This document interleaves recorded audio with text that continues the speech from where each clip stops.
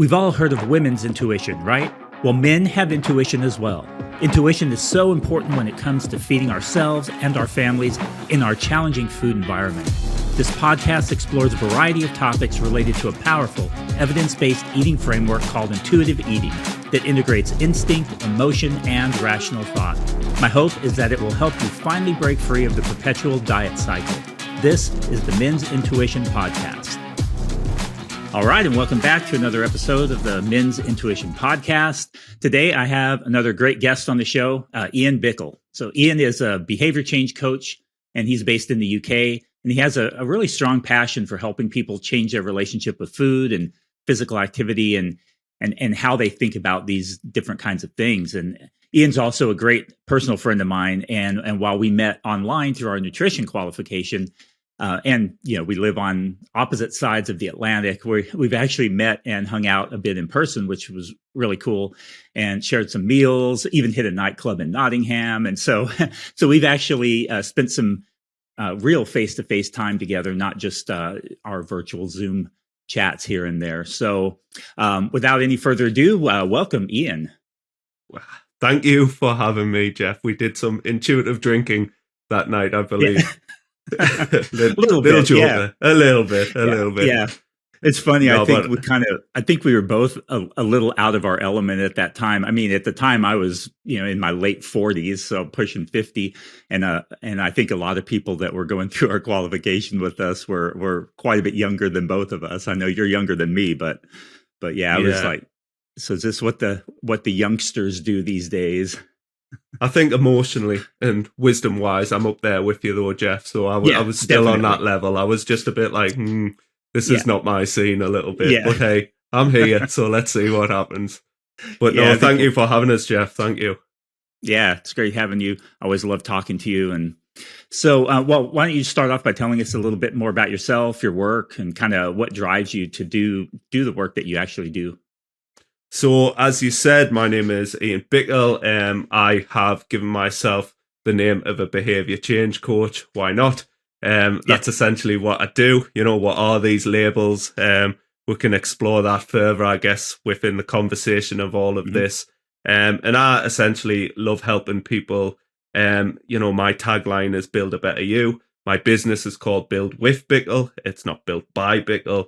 And our work, it's very much a collaboration with clients in order to help them, not just become like healthier and happier, but also we explore the ways in which they do that. And, having all of the experience, both personal, practical, educational, that I came up with, hey, I really enjoy this kind of coaching, counseling role, and helping move people through a process. And if I can help bypass, several years of trial and error and frustration, that I probably went through, and make things a lot easier, but also having people do the work. And I love that word, explore, and use curiosity, bring them to the coaching sessions for us to kind of really help resolve many of their issues that they have. And what I really recognized quite quickly was a lot of the emotions, a lot of the issues people have are very much emotional. So I've kind of just, went on this kind of tirade of self-development. It started a long time ago, and this is the annoying thing about self-development, is it never stops. There's always something, always some rabbit hole to go down. Currently doing the intuitive eating facilitator and counseling course, because I think it really aligns with who I am and how I work with clients, and it just knits everything really nice together. And I just love that kind of process of helping people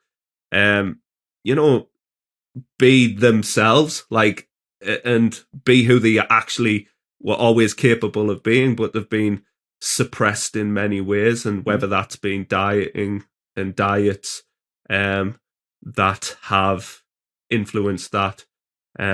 But we find often that there's so many more things going on. And when we can start helping people with one area of their life, so many other things open up that just influences the positivity so amazingly. And I just think it's the best gift you can give somebody else is helping them with something they've potentially been struggling with for decades. Yeah, I love that, and I love the fact that I actually we've been friends during this time where you've made a lot of a transition in the I mean, both of us really in our approach to health and fitness and coaching and nutrition and that kind of thing. Where there were phases where there was this emphasis a lot on the science and the nutrition science and optimizing things, and then starting to realize the importance of really focusing on the behavior change like you were talking about. So it's kind of, while we're both certified personal trainers and nutritionists and this kind of thing, um, really focusing more on the behavior change aspects of that, and then using those other things as tools to help with that process of development for those who are interested in those aspects, seems to be just such a much more effective approach for helping a person kind of change the things that really need changed. Sometimes I think we focus, it's easy to think, oh, I just need to clean up my diet, or I just need to hit the gym, when in reality, there's deeper things that are much more low hanging fruit that can be addressed. And then those other things can be incorporated into that. But Yeah, I spoke a little bit about like labels there, and I think for me, I'm just trying to become like an Ian Bickle, and we call each other's, are we coaches, are we counselors, are we therapists, are we mentors? What are we? And ultimately, I want to kind of go, right, everything that I do now, every course that I do, I wanted to just add to Ian Bickle's repertoire of tools so that I can help everyone as best possible. So once the intuitive eating thing's done, it's potentially CBT. And then I've heard of this ACT principle. So I'm kind of going, oh, that sounds quite nice. And it's just a way to go, right, what is going to help this person sat in front of me? I've done NLP, neuro-linguistic programming. So, exploring the language and the thoughts and the beliefs that a person has. And I'm massively intrigued by, the human brain and how that operates, and how that, in NLP, it's called like distorting, generalizing, and deleting information so they can understand their map of the world. So this is why, like, when it comes to coaching, I think back then it wasn't really coaching what I was doing, it was more telling, and I think this is one of the challenges a lot of fitness folk coaches, using that term loosely, struggle with, is because they may have done all of the evidence-based stuff. They may know exactly how many grams of protein an individual needs, that is the optimal amount, but that doesn't really encourage change. And quite frankly, it can put people off, because if somebody gets the perception that they're failing, it usually makes things worse, because again, going back to that identities and those beliefs a person may has, it just potentially reinforces the fact that they're not good enough, because in their eyes, a lot of the clients I work with, if we were to boil things down to like what is the actual problem, a lot of it comes around self-worth and so on. So when we're able, it's like a domino effect. If you knock the first domino over, you just knock one over, you haven't taken care of the other. But if we can get like the real underlying stuff going on, then we can kind of start taking care of the bigger stuff. And I often say, listen, the diet and the exercise stuff's the easy stuff. That's the very surface level stuff. But it's the intricacies of how that works for you on a psychological level, an emotional level, a physical level. Are you able to regulate yourself accordingly with what's going on around you in the world? Are you able to hold your own? Do you have boundaries? And then this comes on to more the identity stuff. So, when it's coming to change, it's really what we're doing is helping people change their overall identity. So they are fundamentally still them, but they're able to be the best possible version of themselves. Yeah, it's often getting that junk out of the way that we often, it's really easy to focus on. it's really easy to focus on what we're not doing right rather than what we're or what we feel like we're not doing right rather than what we actually are doing well, and that kind of thing, that curiosity where we're looking at why we're engaged in a particular behavior, or why we're struggling in a particular area. And that's where a coach can be really helpful to kind of help unpack that and ask the right questions. And I love what you talked about when you said it's not built by Bickle, which I think is often the approach that a lot of fitness coaches take. Is, they may not explicitly say it, but it kind of comes across like they have done this for this client. They have transformed this client's life and that kind of thing. When in reality, I think the best approach to take is that, as you described, build with Bickle. You're partnering with them. It's a collaborative effort where you're helping them. You're part of their team as far as addressing the issues that they're struggling with and that kind of thing. And the thing is with, building, it's a process, so it takes time. And sometimes, this is why we take every individual as exactly that, an individual who has some form of experience from the second they were conceived to where they are right now. So it's very easy for people to make judgments. And one of the things that I make sure is like carrying no judgment into the calls, because if somebody feels judged, then that's not really, they quite often will judge themselves. And, the language that they use and the way that they talk about themselves is, not from a place of self-compassion. And it's not a useful way of going about helping them change. So, asking that question, what would you say to your, son or daughter, your family member, your best friend, and getting them to approach oneself with a little bit, self-compassion is absolutely huge. And, build with Bickle, it as you said, it's exactly that. Just, I don't want to be, I want this relationship that I forge with clients to be like a one that they take seriously. I very much like yourself, I really enjoy working with men because I think there's this bit of stigma around men being open and vulnerable. And I find someone like myself, particularly with a bit of the background that I have from like natural bodybuilding and stuff like that, that maybe someone like me can be open like that. Because I think people paint a certain picture of, and they like to profile, they like to use labels so they can distort, generalize, and delete information so they can, they have it. So like people hear the word bodybuilding and they're like, oh, you're a bodybuilder. I'm like, no, I'm an Ian Bickle. And it just so happens that the way that I train produces muscular hypertrophy. But that isn't my identity. Whereas a lot of people, I think humans just desire connection, and they are willing to be maybe in a crowd that doesn't necessarily support health and wellness, both physically and mentally, rather than being kind of on their own and lonely.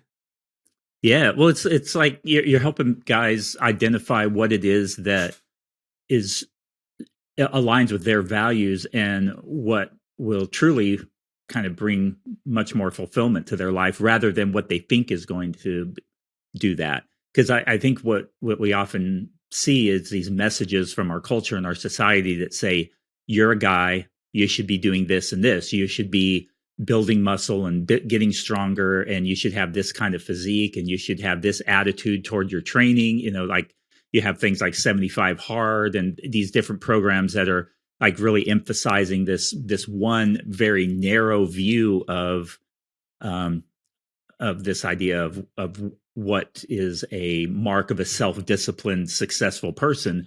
Not that, and I think a lot of times we can easily fall into that trap of thinking, okay, I need to align myself with this idea. That's my problem, is that I'm weak. I'm not disciplined. I'm this or that. But in reality, you may be actually very self-disciplined in other areas of your life.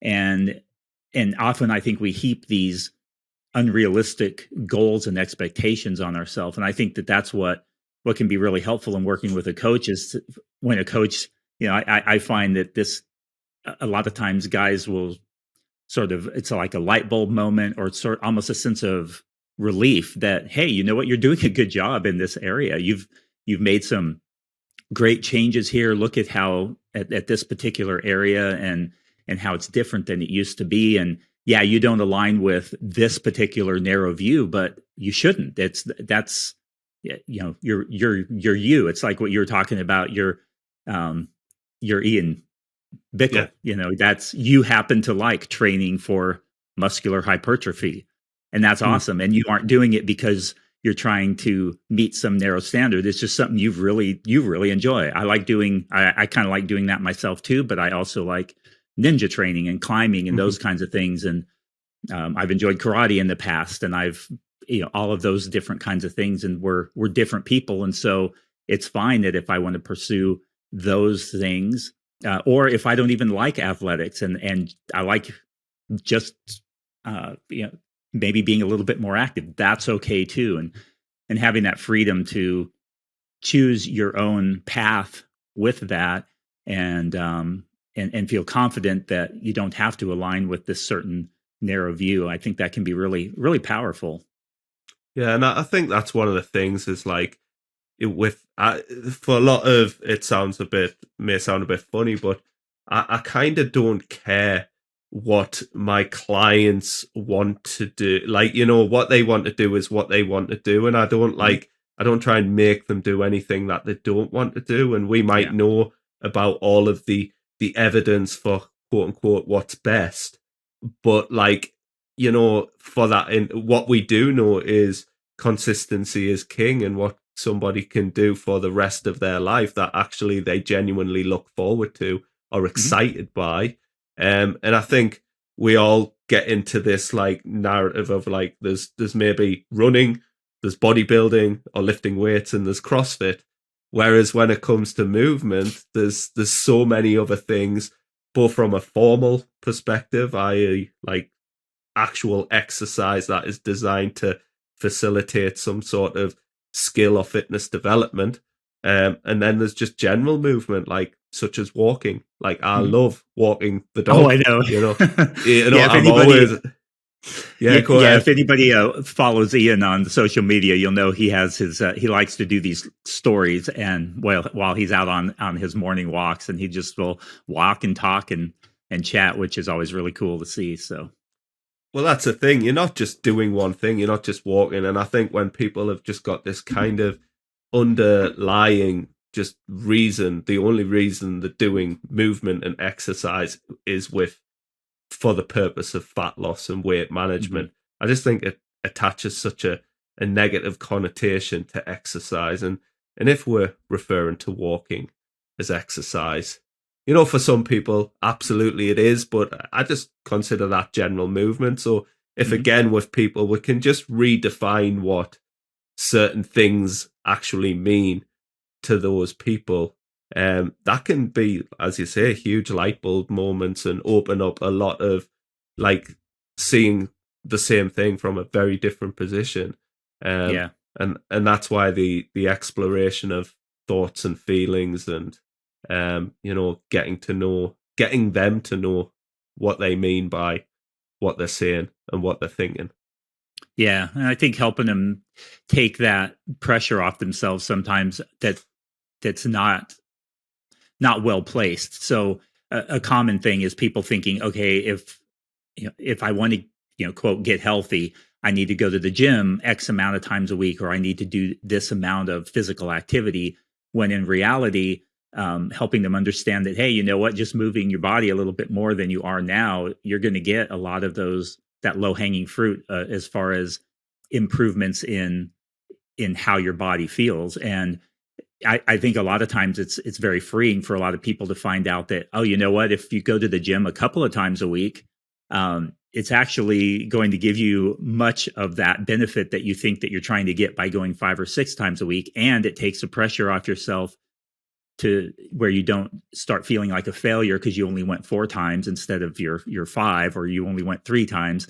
And and that leaves space then to then deal with and work on other areas of your life that maybe could use some more attention. And so I've always found that to be something that taking this more of a behavior change coaching, because I kind of do the same sort of thing too, behavior change, life coaching, health coaching, that shift in perspective from personal training or nutritionist and that kind of thing really frees them up to then have more space to work through those things.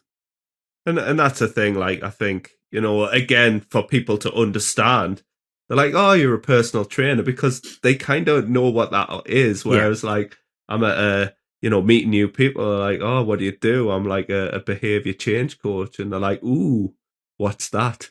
Because they've never heard it before. And I'm like, well, yeah, because, like, if I say I'm a personal trainer, you're going to go, oh, right, yeah. But that's absolutely what I'm not. And, personal training is a thing. If people need to be shown how to exercise appropriately and safely. But the way I want to coach people is so that I can give them the tools, the understanding. So even back when I did work as a personal trainer, I was a coach. I wasn't a personal trainer that would count to 10 numerous times, across the space of 45 minutes to an hour, and that be it. I wanted to have more of an impact. So it was like, right, this is why we're doing this. This is what you can do as alternatives. This is the threshold. These are the intensities. We talk about intuitive eating. I want people to have intuition with their training. Yeah. To understand, like, when is a good time to push, but when is a good time to back off. I think we've become so, as a society, especially with the evidence-based root of it all, is like trying to micromanage all these variables. And we've got like reps in reserve now. That's the new thing. It's like, was that a reps in reserve of 1 or 2? I'm going to put it as a 1.5. And it's just like, oh my God. It's like, trying to deal with that on top of like owning a business or, having a family and like all of the other pressures of life. Like, it doesn't give people much leeway. And I talk it with clients, because the reality is most people's margins out there are absolutely humongous.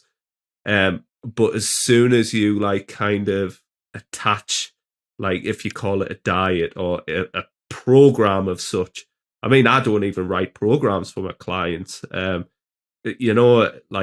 but as soon as we start going down that avenue, we have what were massive margins. We make them super tiny. And all of a sudden people are very black and white thinkers. And as soon as they break one of these kind of, rules, it's a sign of, failure. And people internalize that. It was willpower. It was, lack of motivation, that didn't want it enough. And the reality is, it's just, you kind of were doomed from the start. You weren't given options. You weren't given the ability to think for yourself. You weren't in tune with thoughts and feelings. You didn't have a big picture overview of it all. So really, it's helping people think more clearly and being present and understanding of all of the variables when it comes to training. Ironically, I did like 2014 bodybuilding show, and I never like tracked a workout. Like, I just kind of went in, smashed things up. And even like, I was probably the only bodybuilder backstage that wasn't like a bodybuilder. I never like identified as a bodybuilder, but I was on a body, and I laughed because I won, and I'm like the only non-bodybuilder to win a bodybuilding show. But like, that's in the past now. But of course, like, there's a lot of disordered eating within that, and obviously the pressure of getting in that sort of shape. People are trying to achieve that as a 24/7 like walk around look, and it's like, no. And I always return back to my happy place, and I intend staying in my happy place for the rest of my life, Jeff. I don't plan on taking myself to that degree of leanness again, just because it just doesn't, I don't care. Like, it doesn't align with my goals and values. And this is what I do with my clients. It's like, right, where is your happy place? Where is your sweet spot? Mm-hmm. Where do you want to live your life? You know, let's go forward without like attaching a certain like whatever number on that or a this, that, and the other. Let's just go forward. Let's love the process, enjoy every aspect. Let's try different things and go from there. Yeah. Do you run into any kickback from guys in particular when you start to point out that they don't have to go big or go home, or that they don't have to have this meticulous training program, or do they, when they come to you, are they almost past that to where they've realized, hey, I can't do it this way? What have you found? I think sometimes some people need more time in the oven, unfortunately. Like people were motivated by pain and pleasure, and sometimes the pain just isn't amplified enough. Maybe they need to fail one or two more times. They've just got to know that I'm here. That's the reality. And podcasts such as this, content, and you're really establishing who you are and what you do and how you help people. And I think a lot of society is still on this like all or nothing approach. And you mentioned that 75 thing, challenge or whatever. I've heard briefly about it, but it's like, then what? And I think a lot of people, I call them like campaigns, these fitness, these diet campaigns, already a lot of people are going, oh, well, no point starting now, Christmas is coming up, and I'm like, God, it's the middle of November. And I'm like, well, and then it's also, but there's going to be next Christmas. Mm-hmm. How do you want to, go about that? If everything is getting in the way constantly, then you're quote unquote never going to start. So for me, it's with behavior change, it's about getting people to start taking action, but also stepping into uncertainty. I think when diets have rules, when programs have rules, there's elements of comfort in that because people just don't trust themselves. Mm-hmm. And develop trust, you have to be willing to be vulnerable and be willing to be hurt. Mm-hmm. And the irony is people get themselves in this perpetual position that they're trying to like use something else, unfortunately, to fix that last thing. And then they're just constantly, instead of fully committing to the big picture. So people like ask me, well, why intuitive eating? And I'm like, well, what else is there? If we look at the principles of it all, it just clearly makes sense. But I think because it's a framework and a guideline, a lot of people are stuck in the headspace is like, no, I need hard, fast rules. I need everything written down, what I do, when I do it. And I'm like, good luck with that. That's not what I do. If you want to manage this yourself for the long term, work with me for a period of time.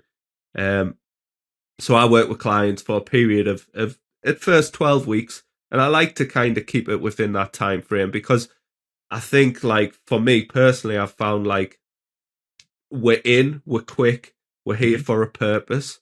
And I find like with the way that I work with clients, I do a lot of kind of behavioral change coaching exercises alongside like the actual dietary stuff as well.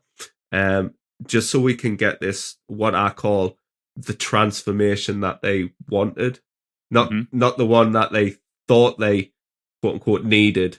Right. Like the physical one that these transformation programs just kind of sell. And it's like, right, eat chicken, rice and broccoli for 12 weeks. Yeah. Do your boot camp style so it can kind of deplete all your glycogen. And then maybe beforehand, we'll dehydrate you a little bit just so we can get you've lost 100 pounds in 12 weeks. And it's just like, oh my God. And then it's all about the big picture to me. And these people come back to do the program again in a worse position, like these boot camp style things. And it doesn't work as powerfully as it did the last time because the buy-in isn't there, and the excitement isn't there, and usually people drop off quicker. But for guys, I think it's just a lot of it is conversation and getting them to like maybe just look beneath the kind of superficial macho alpha stuff, and like just recognize that, hey, listen, the people that have thoughts and feelings, and I think I heard you talk about it on the podcast with Johnny, that a lot of the intuitive eating counselors and facilitators are female. And I think it's an opportunity for guys to come to people like ourselves who are male, who maybe they connect with a little bit better, but still has that quite like feminine energy as well. I don't mind saying I've got a bit of feminine energy. Yeah. You're secure in yourself. Yeah. It's the eyeliner. Yeah. Yeah, well, I love hearing that, because that it sounds like that was kind of, you've basically answered the next question I had, which was kind of what drew you to intuitive eating, because we've both gone through quite a bit of a transformation in our approach to coaching and health and nutrition and fitness over the last few years, and lots of conversations over WhatsApp and about lots of different topics, and you're, as you pointed out, you're currently working on your intuitive eating qualification, which I love. When you told me about that you had signed up for that, I was really excited to hear that. And so, but maybe you can talk a little bit more specifically, what was it about intuitive eating? Because there are these other weight neutral approaches that don't focus on weight loss or the size and shape of your body. But what was it? I'm always interested in what specifically it is about intuitive eating, that framework that really drew you in and said, yeah, I think this is the one that I want to really work on and try and use with my clients. Yeah, I just think like so much of it really resonated. The like, for example, the diet police. I call it, like, beforehand, if I was to give it a name, it would have been like the life police. Like, everybody has an opinion on what you should and shouldn't do. And even people who, like, the authoritarians of our life, teachers, parents, particularly. So I think for me, I was just like, right, I want to help give people their own free will. And I think freedom's such an important part of the human experience, choice, autonomy. And I found, like, just the way I worked with, even prior to the intuitive eating, discovering the kind of framework, is a lot of the things were like a bit like, oh, well, yeah, it's a bit obvious, to somebody who's maybe taken the journey that I have from clean eater to if it fits your macros to flexible dieter to, how much flexibility do we have, Jeff, when we've got to plug everything into MyFitnessPal? Hey, eat what you want, but you got to track it to the gram. Exactly. Every lick, every nibble. Yeah. Flexible dieting.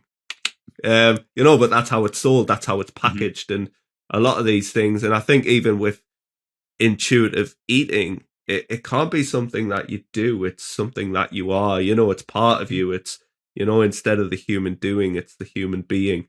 And I think a lot of people, even potentially with intuitive eating, there is that underlying still trying to use it to solely lose weight.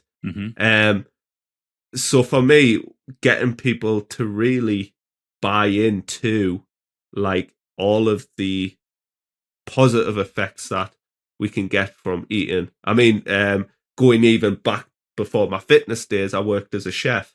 And obviously working as a chef, there's food involved. I don't know if you know much about chefing, but there's a bit of food involved. Just a little bit, yeah. Just a bit. It's a small aspect of the job. But, I went through college and did a couple of years working as a dog, working as a chef, like training to be a chef, then worked in a kitchen. And little did I know, like, 20 odd years later, here I am, and I learned a lot of skills from that. Obviously, how to cook, how to flavor foods, how to make foods enjoyable, and it kind of really, like, you know, this whole intuitive eating almost brings it like back to full circle of like, I'm a really big foodie and I enjoy everything that I eat, you Mm-hmm. know, and I think that should be the case, you know. And I was listening to the intuitive eating CDs and things like that, and you know, they're talking about like practical hunger and things like Mm-hmm. that, and stuff like that really resonates in a sense that, you know what, sometimes I might eat something that's practical on the go so that I may sit down later and really enjoy a meal that is on my plate at the table under a certain amount of lighting. You know, I eat it in a certain order because that's how I enjoy the eating experience, and getting clients to really connect with the overall experience of not just the preparation but the consumption of the food.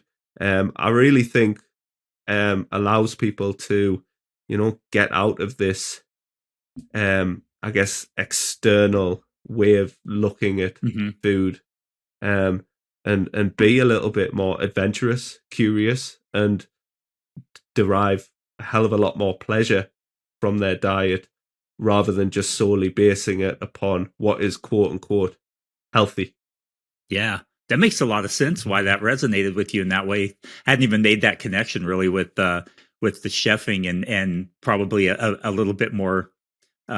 Your palate is probably a little more discerning than some, where you're like, I'm not eating this. This is not prepared right. This is not doesn't isn't seasoned well, and so yeah, I could definitely see how the intuitive eating principles would align really well with being a foodie, enjoying food. And I think that that's something that resonates with a lot of people when they find out, oh, I can enjoy food. Like I can actually eat for the purpose of enjoying the food, not just, um, quote, food is fuel and that kind of thing, which it's true, but it's also something to be enjoyed. And I mean, literally in every culture around the world, food and the enjoyment of it is a huge part of the social aspect of that culture.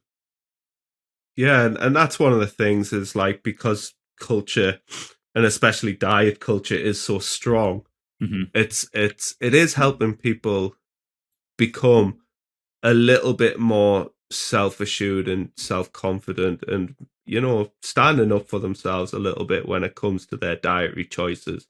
You know, is the enjoyment of this occasion really affected by how much I eat or how much I drink? Mm-hmm.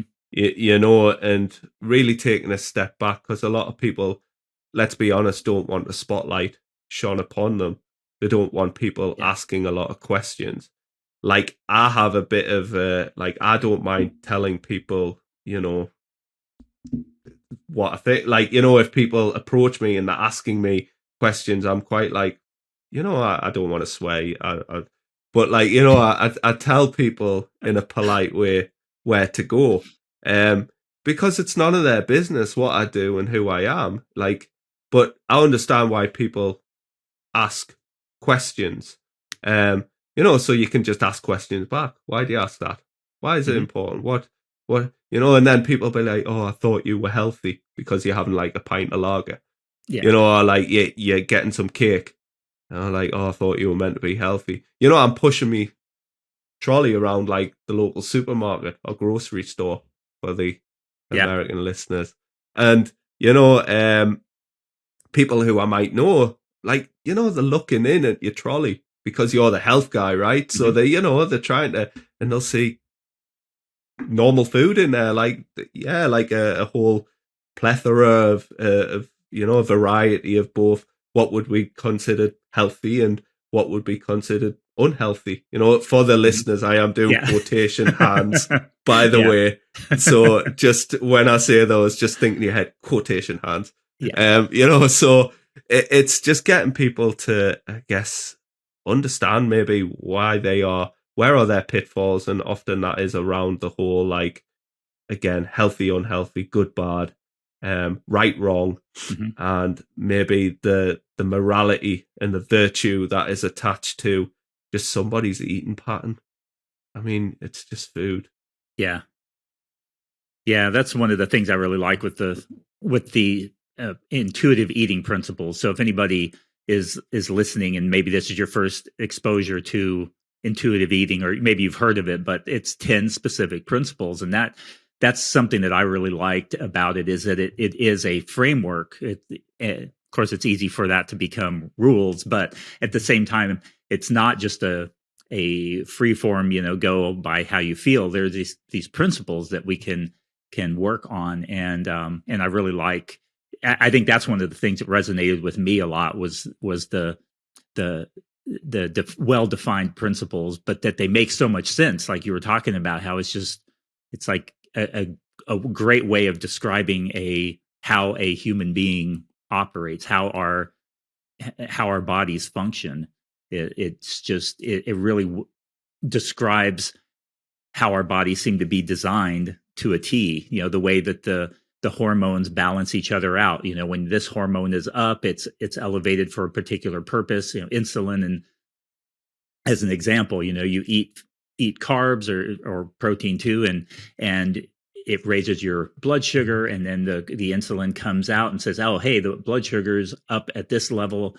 And so the insulin is released to tell the body to send it to the cells around the body to bring it back down, and all of these different mechanisms in the body, and hunger and satiety are examples of those mechanisms too. When your body needs energy, it sends messages to say, "Hey, tell them I'm hungry," and then the hunger goes, and then when we eat, then the body says, "Okay, thanks for the energy." I'm good now, and all of these kinds of things. And I love how intuitive eating really addresses that, and it helps us to be able to reconnect with and trust our body in a way, so that we can eat very much in the way that you were describing, where you're eating things that you enjoy, and you're not stressing about meticulously tracking things, and you're able to just kind of go through and enjoy life, and then take the energy that you would have otherwise put into micromanaging your diet and your training, and you're putting that into other areas of your life, like your relationship with your spouse or your partner or your kids or family and friends, and your job, and all of those different things. Yeah, no, I love, rub my hands together when a client comes to a call and they've had what they would maybe deem a bad week, finger quotes. Yeah. So for me, this is the best time to like really, because I don't want people coming into my service and put their life in a vacuum for 12 weeks. That's not what we're about, okay? Because they've done that, and they may have done that numerous times. Actually, I need you to go and be real, experience life, come into contact with the things and the stuff that normally gives you feelings of overwhelm and really challenges you on an emotional level. And let's work through it. Let's go, let's ask questions and, work around and work out, well, okay, what actually happened, and reframe things and get people better prepared. So it is, there's a great podcast, but they talk about like emotional fitness a lot. And I just love that term because the reality is it's not a diet issue most of the time, because it is often like the surrounding factors that influence the internal response, and then that triggers a certain behavior. So if we can just maybe stop and pause and think and understand what's going on. So with clients, I'm trying to kind of like prepare them with this kind of almost a bit of mental resilience to go into the world beyond our time. Always a liken to what I do is like teaching people to drive, with a manual, because that automatic stuff's not as challenging, Jeff. Yeah. We'll catch up to you, us British over here. Well, it's funny is when I was over in the UK, that I hadn't driven a manual in years, because all my cars had been automatic, and the car that I rented there, well, as you know, because I think you rode with me, yeah, but to dinner or something. But yeah, I had that manual, and that was fun to drive the stick again. But I digress. So these driving of the car, these are all neural pathways. So if we think how complicated actually driving a manual or stick car is, you're doing a lot of things, but it's just training. It's a skill development, all right? And all you've done when it comes to nutrition and diet, emotional and binge eating, is you've just built neural pathways. You've just developed skills. It's like bad code. It's not your fault. All right. So what do? We develop and build new skills. You kind of go into the driving experience not knowing how to drive, but everybody within them has the ability to drive. They just don't know how to do it yet. So what do? They practice, they repeat until it becomes second nature. You think of a piano player. You think he's thinking about where his fingers are going? Yeah. As fast as he's just built that neuroplasticity. So all we are doing is essentially expanding people's ability to think in a different way. I like the fact that, listen, the client, they're in the driver's seat, they're behind the wheel. I'm the instructor, if you'd like, in the other side. At the beginning, very hands-on, okay, potentially. But over time, it's just letting that person drive. If every time they make a mistake, we grab the wheel. Right. They're not learning, but we can expect they're going to, stall. And things are going to happen. But they don't get out and quit and, I'm a failure, blah, blah, blah. It's just like, right, let's just restart the car, crack on. What happened? How can we this, that, and the other? And I think, what is the saying? It's like failure isn't the opposite to success. It's part of it. Yeah. So when people just, go, it's okay. Like, we watch children try and walk and they fall numerous times. We don't say, oh, you're rubbish, you're crap. It's like, no, come on, you big them up. But there seems to be this just point in especially adulthood, and I think especially with the pressures of social media, is people are afraid to look stupid. They're afraid to fail. And it's like, right, okay then. Are you going to let that hold you back from truly fulfilling your life? Yeah, that's great. I mean, it kind of reminds me of Ellen Satter, who's the kind of the big name in the child nutrition field, and she's actually how I got introduced to these kind of a weight neutral approach, and she has her own models, but her model, it's somewhat similar to intuitive eating in a lot of ways. She calls it eating competence. And she talks a lot in child nutrition about how the fact that kids are novice eaters, and as parents, it's our job to help them learn and help them to develop that skill of eating competence. And I think that's a lot that aligns a lot with what you were talking about there. The driving thing was a great illustration of kind of how we can work with people as coaches, and how a person can really benefit from working with a coach.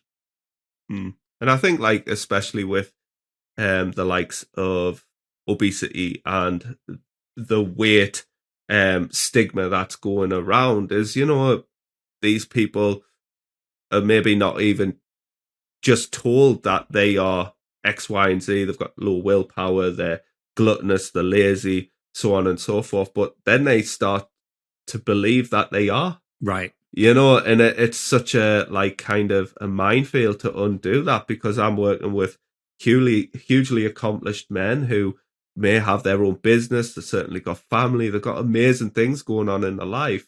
Yet this thing seems to, like, really hold them back. And for you to give them this just this freedom is absolutely huge. But a big part of that is letting go of fat loss. Letting go of this perpetual dieting mentality, because, as we know, that just gets in the way of the pursuit of all of the other amazing qualities that we find in life. And if we got that kind of, it's almost like a constant distraction. So you're never fully present in social situations, with friends, with family. Always, like, worried and on your, you're on high alert about all of the variables that might upset the flow of your dieting success. And I'm like, is that a way I live? And that's why I said, like, what else is there above like intuitive eating, having choice and being able to eat what you want? Like having choice, that for me is the ultimate thing that I want to get across to people. Yeah. Wow. That's a great way to wrap things up, I think. So, man, I've really enjoyed this conversation, but maybe we can just finish off. How can people get in touch with you, follow your work, all of that good stuff?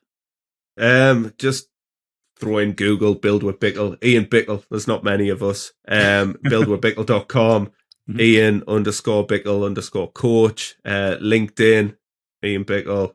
Just do that. And I'll include links in the. There in you the go, notes. Jeff. You know what to say. Easy. Yeah, I don't know why I asked that. You know, what's funny is when you think about it, it's like the podcast thing to do, to say, tell people how they can, and I'll include links in the show notes. It's like, people are probably going to look in the show notes. So I think I don't think I rarely look in the show notes, if I'm honest, Jeff. Yeah. So if people can go there, but I do have my own podcast, which is kind of a bit intermittent at the minute. That's called the Better You podcast, and I've even got I think I've got you on there a few times now, Jeff. So so head over there. But no, it's always a pleasure speaking to you, Jeff. And I love what you're doing. And that's really the end of my words. All right, great. Well, thanks again for listening, everyone, and look forward to bringing you another episode soon.